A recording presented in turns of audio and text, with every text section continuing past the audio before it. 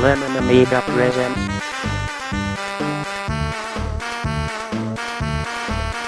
a Playguide video review. Sit back and enjoy the show.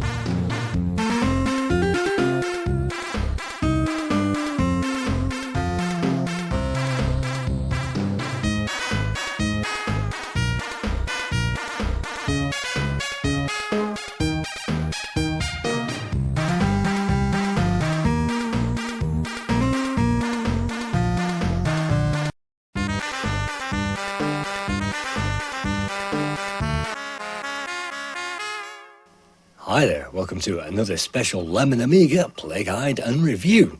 This time we'll be checking out Head Over Heels, originally developed by John Rittman and Bernie Drummond, published originally in April 1987 by Ocean, and it made it to the Amiga in September 1991, having been converted by Colin Porch.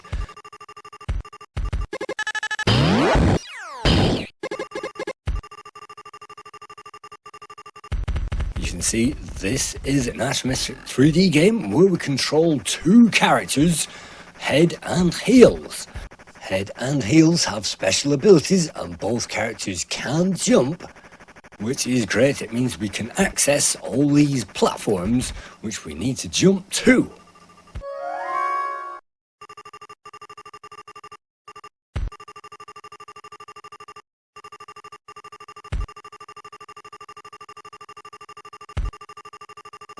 You can see at the bottom of the screen our characters, Head and Heels, have 8 lives left between the both of them, and we have to collect a number of special items along the way. For the character Heels, we need to collect the bag, and that will allow us to collect objects and carry them, and that's essential, and for that we will have to use our portable Prince Charles here, or at least that's always what this guy reminded me of when I used to play this on the 8-bit machines. And you can see that this game is an absolute one-to-one carbon copy of the 8-bits. That is, apart from the screen resolution and the colour scheme, and it appears that we have up to 8 colours, it seems, on every single screen.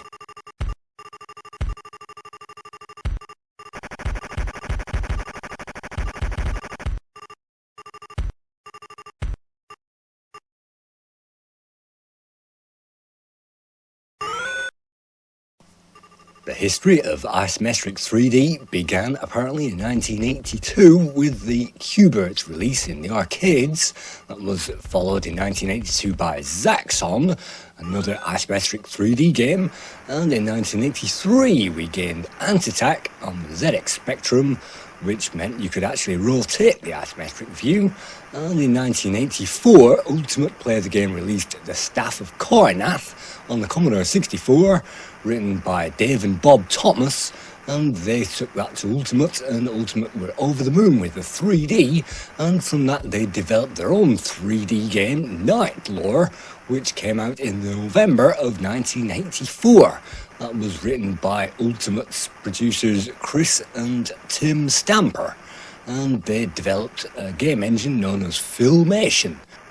In the meantime, in December 1984, Marble Madness was released in the arcades, and in 1985, Ultimate followed up their games with Alien 8 on the ZX Spectrum, and of course they developed the Filmation 2 engine, and they also created Nightshade and Gunfight, which appeared in 1985.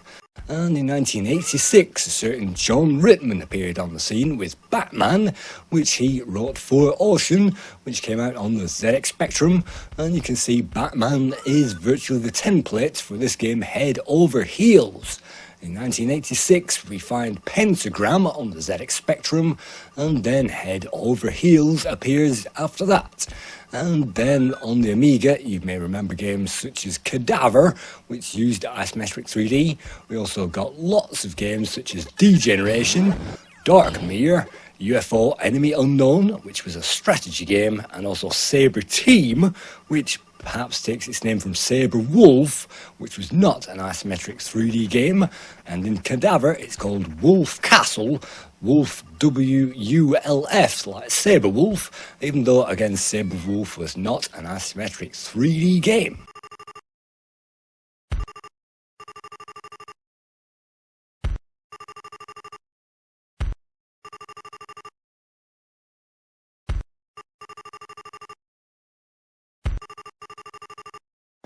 In Head Over Heels, all we have to do is to solve the puzzle in every room and escape the room, and in this case the only puzzle is to press the switch to disable the robot, and that will enable us, hopefully, to get those donuts in safety.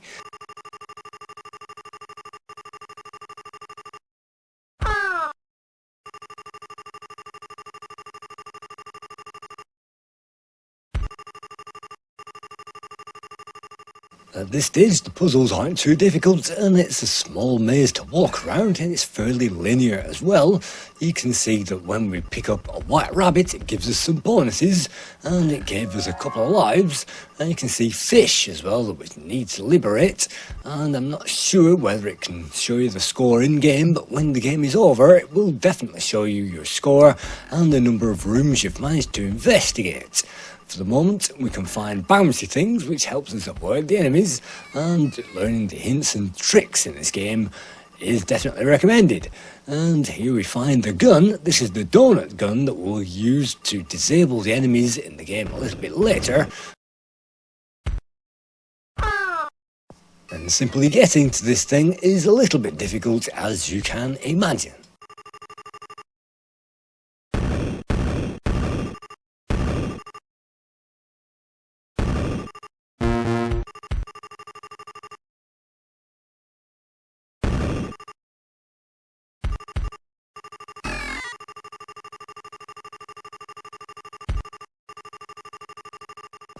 The objective of the entire game apparently is to save a number of planets, and I think there are 5 planets in this entire game, as shown by the destinations on the introduction. When we press fire, it will show us those destinations.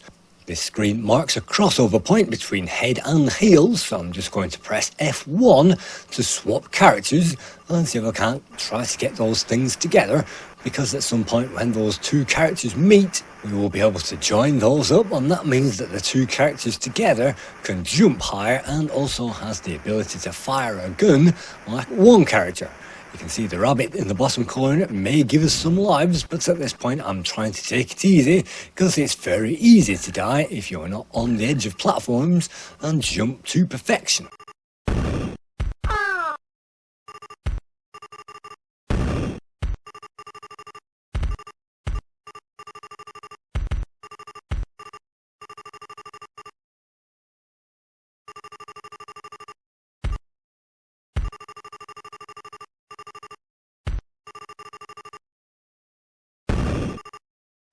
The objective of this very first world is split into 2 parts. That is getting out of jail, where we are at the moment, and getting out of jail will ultimately take us to the moon.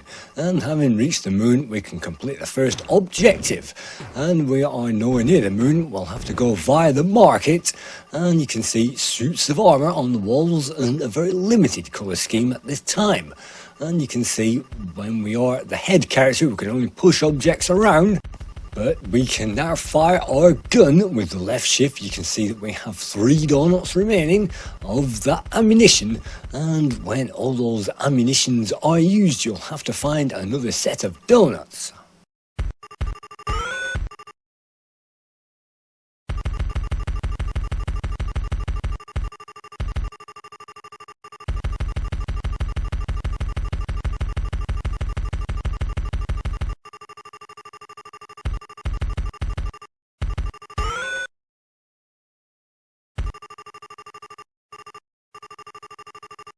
We can also collect a number of upgrades, and you can see the lightning upgrade has a limited counter ticking down, but that will mean that we can move a little bit quicker. In this case, we've moved just a little bit quickly into something which kills us, and it's not obvious what kills us, but yes, all of these blue things on the floor will kill us if we touch those. So that white rabbit is possible, but it's also quite lethal, and I'm not sure it gives us anything worthwhile anyway.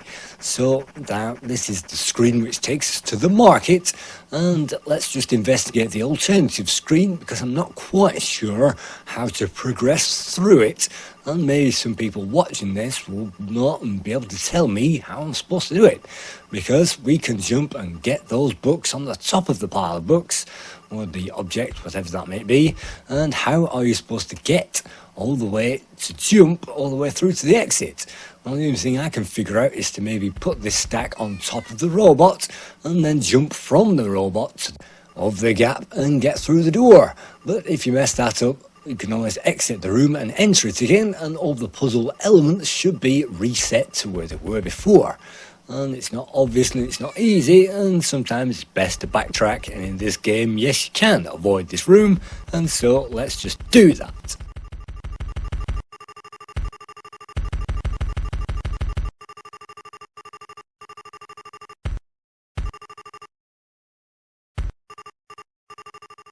John Rittman, who originally coded this game, came to fame with 3D Combat Zone, which he released in 1983, and that was, of course, a Battlezone clone.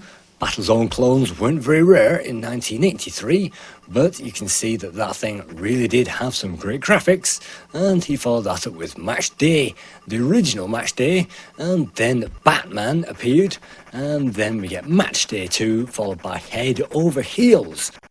Batman and Head Over Heels use the same game engine, and I'm not quite sure how they converted that to the Amiga. Maybe they converted the Atari ST version, not quite sure, but the controls are fine, it's not laggy, and I wish they'd included a bit more music, which only appears when you die, and that's the music which I played in the introduction to this video. And when I used to play this back on the Commodore 64, I found the difficulty curve and the learning curve was great right at the beginning because it seemed to hold the player's hand, and at this rate I won't be far off the market, and the market in this case is the joining part where we can join both head and heels.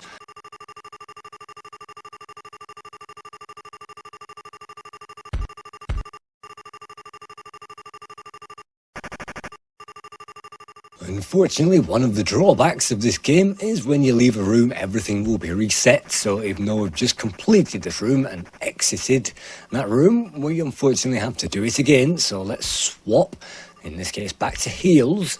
And, well, this bouncing ball, you can see, is actually harmless. So that means that we can actually ride on top of that, if we wanted to, through that screen. And this is heels emerging almost at the market. Only one small thing to do. Let's stack up these boxes, and stacking up boxes in this case isn't particularly easy, and it means that we have to do that to break out of this level.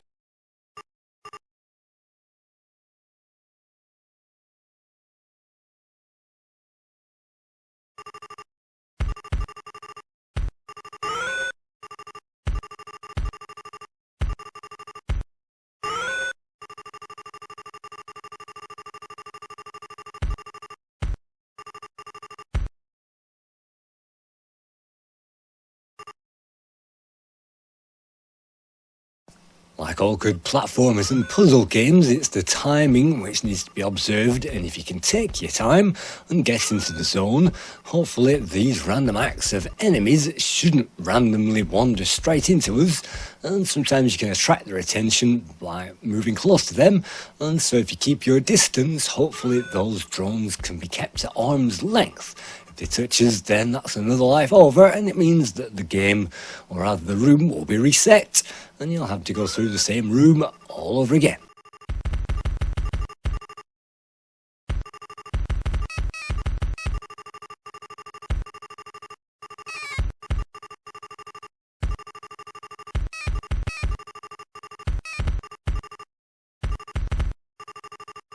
On the Amiga, you can see I've gracefully completely messed that up, and so we will have to rescue the situation, which is entirely possible as long as you stack those boxes in a good order and anticipate knocking the top one off as you jump up, and trying to use that thing as a step ladder with a random alien bobbing around the screen is nerve-wracking, but it's also fun, and it doesn't really take itself too seriously, which means the player can have fun at this stage with the game.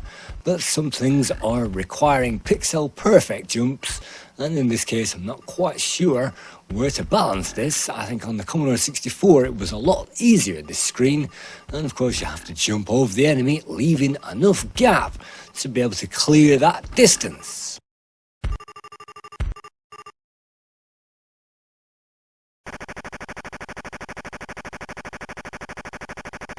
I think it's great that we can swap characters, and that means that if we get stuck on one part we can always transfer onto another, and as long as we know, or at least we have an idea of what we're doing, this is not as bad as some games which require very taxing logic indeed. And this is not Marble Madness where we can romp through it at high speed either. This is a slow puzzle game. We will have to take our time and make our way slowly through it, and the puzzles and the traps on offer are basically spikes and things which will kill us on contact. And so, unlike Berserk, we don't get a time limit, so even though we cannot touch everything in this game, at least we don't get a big smiley face appearing in the nick of time saying, unfortunately you ran out of time, therefore it's game over. And so without a time limit, it's great. We can wander through these screens at our leisure. And this is us finally arriving in the market with head. So let's jump down with heels, and this is also the market. You can see the vegetables on offer, and so vegetables on the market were new inventions on a Commodore 64, and this type of game really capitalised on the isometric 3D revolution that was happening at the time. And I guess it's pretty dated now, and these 3D isometric games aren't really popular anymore, although they are still being made, and there are a number of 3D isometric games, of course, that you wouldn't even believe that are still being made. And even Populous, of course, was an isometric 3D game. Now, by jumping on top of heels and pressing F1, we can join these two characters together, and hopefully we can join up their skills, pressing F3 to collect this thing, and then pressing it again to drop it. We can now jump and move through this door.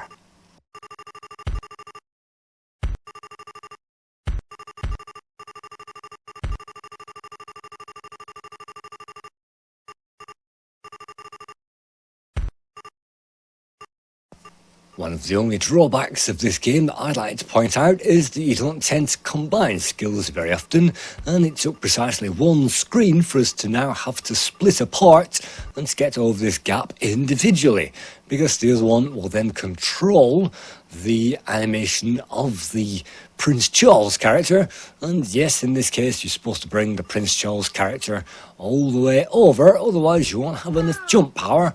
I think on the 64 it's possible to jump all the way over by placing that thing on the very centre of the screen, but the easiest way to do it is to bring the character all the way over and then ferry that character across using one character. Having made it, you then switch controls and then ferry the other character across.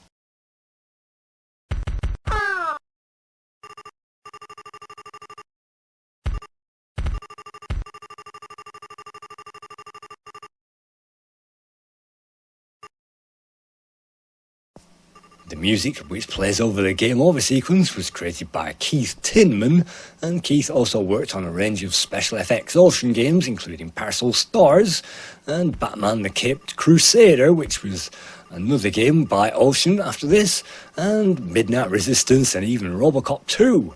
So Keith Tinman has a lot of games made by Ocean on the Amiga that you've probably heard of, and I didn't recognise this among those, but you can see without music in the actual game itself, it creates that atmosphere, and some people say that that atmosphere by itself makes this game worth playing, but maybe they would have ruined the music if they'd have put a cutesy soundtrack layered all over the back of it, like Rainbow Islands.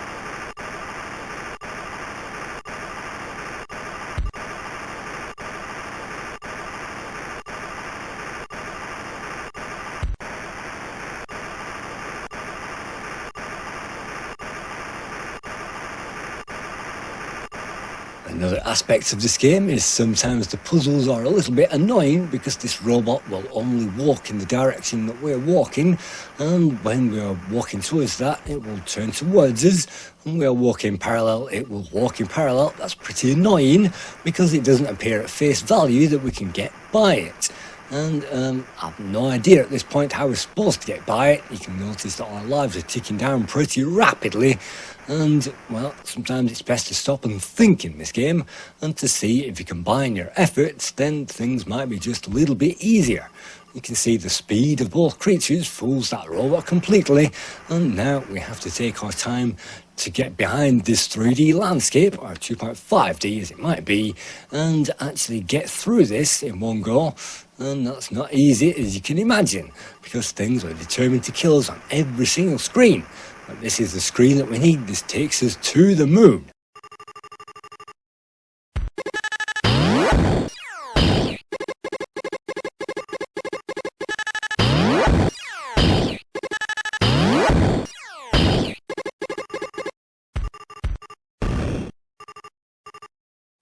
Even though we don't get the music, I really do love the sound effects, and the teleportation sound effect is perhaps the best one. In this particular case, we're supposed to split up head and heels, and this is head's room, and you have to split up those guys in order to go along another path. And as you'd expect, we have some donuts, and so we might be able to freeze that character, but in the next room the steps actually disappear if both characters enter the room together, so it's only heels that gets to enter this room and gets to progress.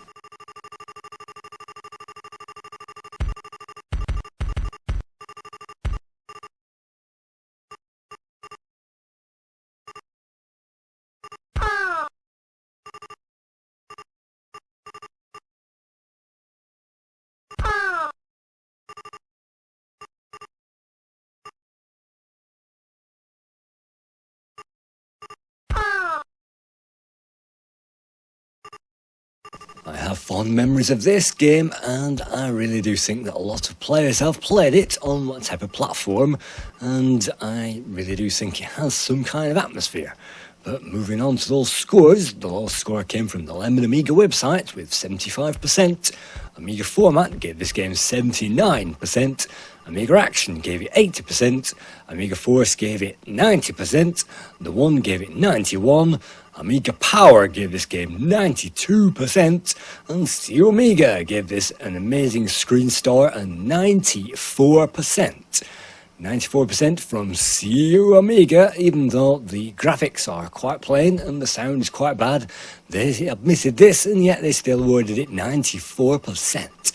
I think it definitely, well, looking at the other games, it's smooth and it's definitely playable and it has that gripping playability, but unfortunately, I'd say it's rather average for the Amiga, but it got a great score of 8 out of 10.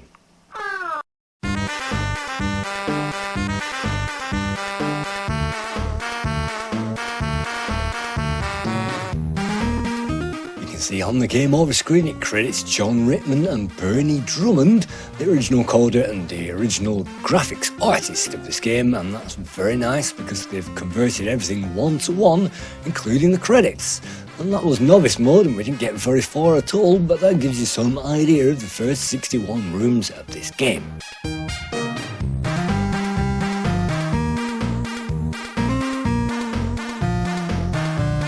Thank you once again for watching another Lemon Amiga Play Guide and review, and I hope to see you again for another one sometime soon. Thank you.